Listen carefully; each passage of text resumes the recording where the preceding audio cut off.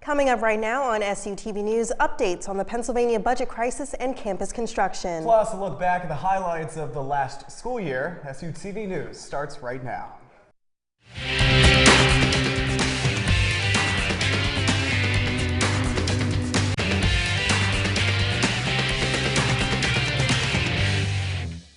Thank you for joining us tonight on SUTV News. I'm Kyle Rogers. And I'm Rachel Flores. This school year is wrapping up, but before we leave for the summer, we'll have a look back at this past year. Our top story this year, the state of education in Pennsylvania could be seeing huge changes. Governor Corbett proposed a budget cut that could take away 50% of the funding for education. SUTV reporter Vincent McClendon has more.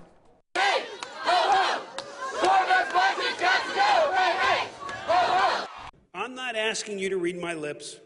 I'm asking you to read my budget. Tom Corbett has been pushing an $18.5 million decrease in education funding. In the face of 50% cuts, Shippensburg and other state-funded schools are finding themselves on the chopping block. Many students are outspoken on the matter. You can hear a looming discomfort and questioning of what is going to happen. University officials are also considering restructuring the school week to include Saturday classes, as well as Wednesdays off to schedule meetings and guest speakers.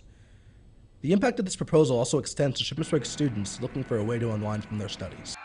Students have not taken this proposal lightly. Shippensburg University students, faculty, and staff flocked to Harrisburg to show their disapproval for the budget cuts earlier this semester. The rallying reached a fever pitch as protesters chanted songs and waved signs. Some students think that there are ulterior motives behind the budget. There is going to be some cuts, but I don't think there will be as dramatic as a 50% cut. Vince McClendon, SUTV News. Thanks, Vince. For the latest budget updates and information, you can visit www.passhe.edu. Earlier this week, one of the world's most wanted men was killed. Osama bin Laden is dead. Around 10:30 Sunday Night News broke in Washington, D.C. when President Obama planned to make the announcement about bin Laden's death. Now, we all remember where we were on September 11th, probably the most profound day in our generation's history. Back in 2001, we saw the events unfold on TV and on the radio. But today in 2011, many people found out online.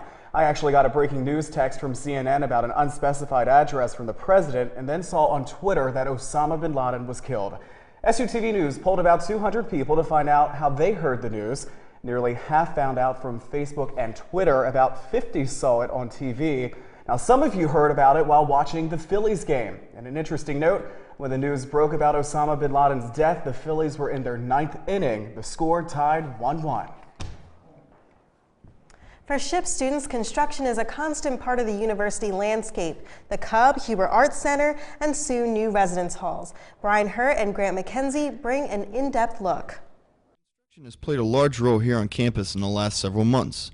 Most notably, the City Union building has been under renovation since last summer. Under normal circumstances, people are not allowed in the construction area, but we were granted exclusive footage in our coverage. Among the features inside the new Student Union building will be a larger multi-purpose room, brand new conference rooms, and a bigger kitchen and dining area for students to enjoy. The outside of the newly renovated structure will feature a larger parking lot for employees and also for students just dropping in to grab a quick bite. Student media is also affected by the renovation. The ceiling has been removed to allow the routing of high-speed cables, ensuring a faster, more technologically efficient building.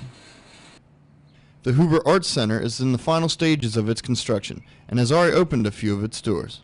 Inside the new art building, professors have brand new state-of-the-art offices to replace ones that have been in place for nearly 50 years. Students are also given updated classrooms with a new design and more room to work on their assignments.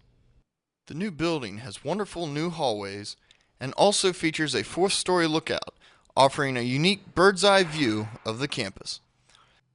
The new renovations follow the successes at Reisner Dining Hall and the Dolphin Humanities Center, which greatly improved the atmosphere here on campus. Despite the cost and time taken for these structures to be built, the end result creates a better campus with better utilities for the students. Guys, sounds like next semester campus will be looking a lot different. A lot of money goes into making our campus look nice, but students stay mindful of the world beyond Shippensburg, and they dedicate time and money too. They've raised thousands of dollars for philanthropic organizations. Rachel Snowdy has more. Help celebrate more birthdays, and it's for the kids were the slogans around Shippensburg's campus this year. Students were busy raising money for philanthropies like Relay for Life and Up Till Dawn. Relay for Life raised $44,081, and Up Till Dawn raised $13,536. These groups are happy with what they've accomplished this year. A lot of work went into our event, and we're really proud of how much money we raised this year. Even though college students are busy, helping out is as easy as staying up all night, playing games, throwing pies, or even dancing. We meet every week on Sundays, and we volunteer our time. We get together and we consider what fundraisers would be best, and we don't accept any donations. We just give our time and decide on what would be best, and then we put together fundraisers about two every semester. Colleges Against Cancer, sponsor of Relay for Life, and Up Till Dawn are open to anyone to join, as well as the many other organizations on campus. Other things, so stay posted on Facebook or come and ask an executive board member if you want to join. Although the school year is ending, students continue to raise money and hope to set their goals higher for next year. Rachel Snowdy, SUTV News. Look for fundraising events in the fall to see how you can help get involved. When we come back, find out how students survive when they run out of flex. And correspondent Kevin Floundlacker has information on what you can do in and around SHIP. And this.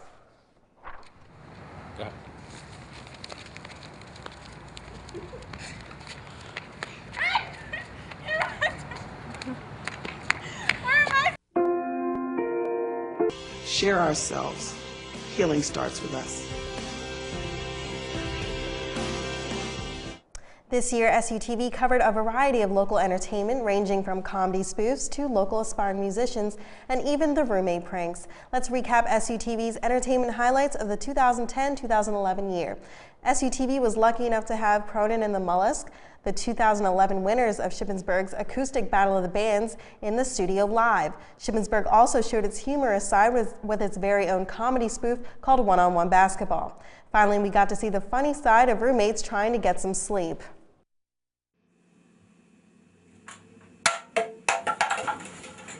Yo, Mike. Man, what the? Oh, Mike. Mike, I know you doing that last bottle again, Mike. Yeah, I know you were. You watched me throw it. Take that back too. Yo, Mike, I can't get no sleep because you're throwing bottles. I ain't throwing no bottles. I'm going to sleep. What? Yo, what's up? Did you just hit that door? What door? No. Closet door? No. You in the closet? No. The main door.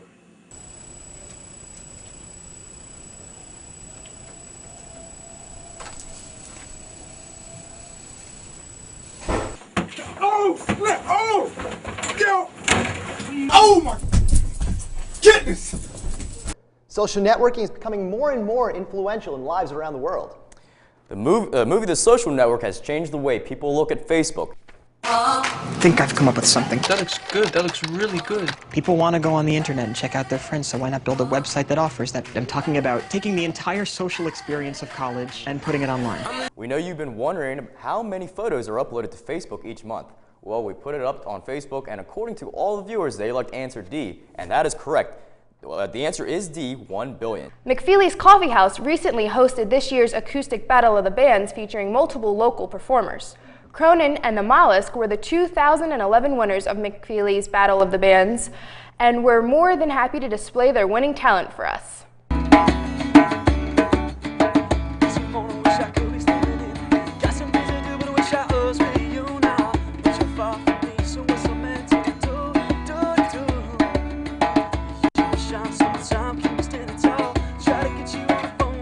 Freedom Drive is not your average two-piece acoustic band.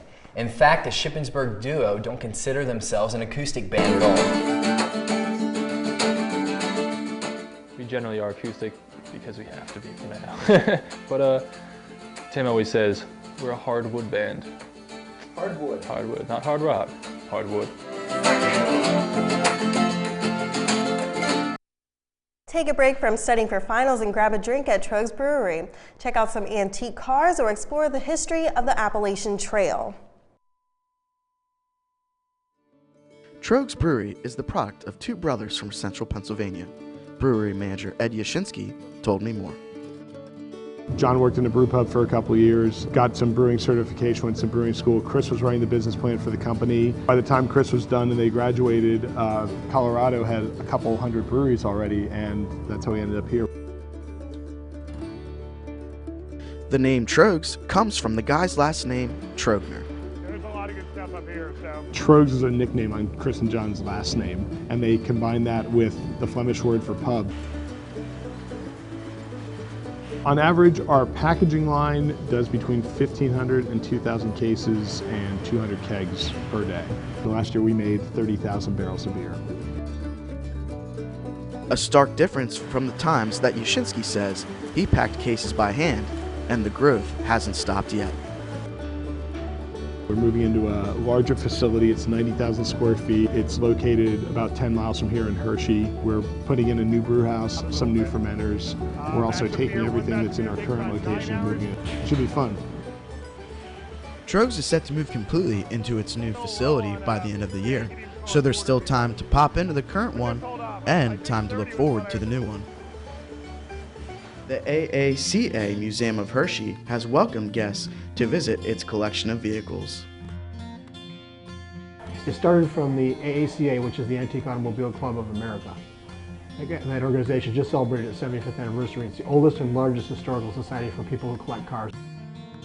This museum is special given its attention to period-specific detail. And the cars aren't in standard rows like you see at some museums. They're in themes. So we try and provide an enjoyable experience for everyone, not just diehard car enthusiasts and gearheads, but their spouses, their relatives, kids, senior citizens. Everyone can come here and find something that they like and associate with by traveling through our museum. Finding something you're into is a small task at this museum. Hikers in our area are lucky to have a world-class trail to visit so close to home. The Appalachian Trail itself is probably the most famous hiking trail in the world. The idea for the Appalachian Trail was developed in 1921 by Benton Mackay, and it was completed in 1937 through the efforts of Myron Avery and hundreds of volunteers. Luxembourg explains why he proposed the idea for the museum over a decade ago. The original idea was that it was 50 years after the first thru hike of the Appalachian Trail, and the original pioneers were starting to fade from the scene, and we wanted to be sure that their equipment and memorabilia was preserved. Our central artifact is a trail shelter that Earl Schaefer built. We built that inside the museum. Again, Earl was the local person who was the first person to hike the Appalachian Trail. Earl Schaefer may have been the first, but you can be the next. Signing off, I'm Kevin Flaumlacher. Thank you, Kevin. I wouldn't mind having a drink after all these finals are over. Me neither, sweetheart. Now, some say if you have your health, you have everything. What happens when your health suffers? Amanda Peterson has more. Corey Hunt started his junior year focused on football and academics. Battling cancer wasn't one of his goals. I have synovial sarcoma, which is, specifically they tell me it's of the soft tissue. So my tumor was growing out of my muscle in my right axilla, which is like in between your armpit and your right lat muscle. His girlfriend Alex first spotted the tumor. I went to brush my teeth the morning after the Clarion game, which was the third week of the season. And when I picked my right arm up, she was like, "Why does it seem like there's a big bulge right there?" For the next 6 months, Corey's focus turned to his health. So I did the 1 round of chemotherapy that I had 3 weeks off, and then the second round, third round, did surgery. Surgery went well. And now I've done 2 cycles since, and I have my last one coming up this Thursday. Corey looks forward to the summer. I'm allowed to work out and run and do everything I want to do during the summer during that time, so hopefully I'll make it back this fall for football. Cancer has changed his views. But like when everything just looks gray and everything's hard, like either someone else that has it worse or like the sunny part is just right over the hump, like you're almost there. Amanda Peterson, SUTV News.